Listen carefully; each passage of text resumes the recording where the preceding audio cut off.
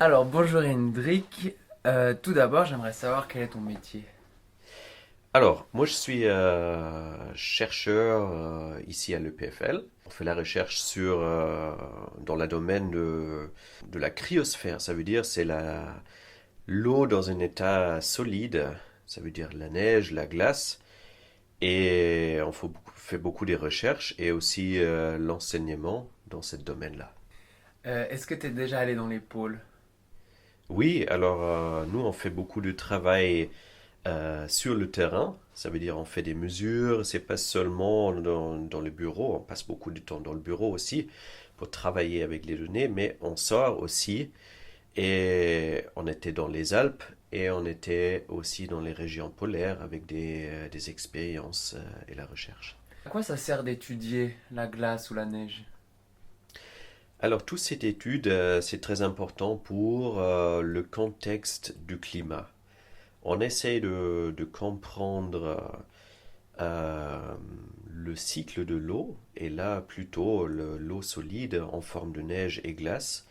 Ça, dans les Alpes, dans la montagne, on a ça aussi dans les régions polaires, évidemment. Et même si c'est loin, c'est très important pour notre climat et de comprendre les processus actuels. Ça veut dire, est-ce qu'il y a plus de précipitations, plus de neige qui tombe? Est-ce que la neige est soufflée par le vent? Et est-ce qu'il y a une accumulation qui forme des glaciers? Ça, c'est important aussi pour le climat global, parce que les régions polaires, ils sont grands et ils ont une influence très importante sur le climat global. Et nous, on s'intéresse de ça.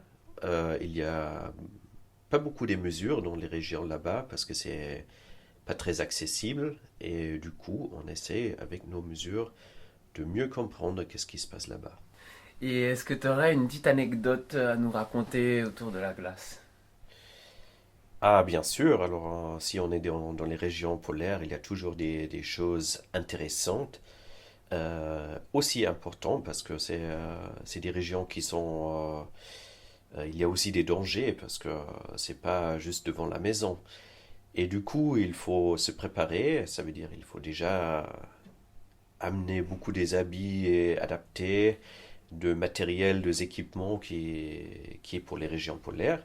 Et il faut aussi faire des formations en sécurité. Et ça, on a fait, c'est très impressionnant parce que c'est toujours possible, il y a le risque que si tu travailles là-bas, que quelqu'un tombe dans une crevasse dans les glaciers. Et là, il faut apprendre le sauvetage. Et ça, on a fait sur place avec l'équipement de l'alpinisme. Ça veut dire il faut apprendre comment on sort quelqu'un pour ça. Bien sûr, on fait ça tout en sécurité. On descend quelqu'un avec des cordes, avec des boudriers. Quelqu'un descend dans une crevasse.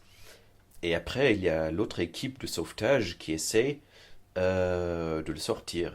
Et c'est pas si simple parce que même si tu as plusieurs personnes, c'est pas facile de juste tirer la corde et sortir la personne. Alors il faut construire un système avec des poulies et construire quelque chose qui est plus facile pour sortir une personne de la crevasse. Alors on a fait ça et une fois dans la crevasse et c'est impressionnant parce que c'est très grand, il y a peu de lumière, c'est tout bleu là-bas, tu vois des cristaux et c'est comme une monde très différente. Et il fait très très froid et finalement quand que tu es de nouveau à la surface, tu es quand même content que tu es sorti de la crevasse parce que même si c'est beau là-bas, c'est aussi un peu... ouais, ça fait un peu peur quand même. Mais c'est une expérience incroyable. Trop bien, merci beaucoup Hendrik. Ma plaisir. Alors, bonne journée. Bonne journée à vous aussi.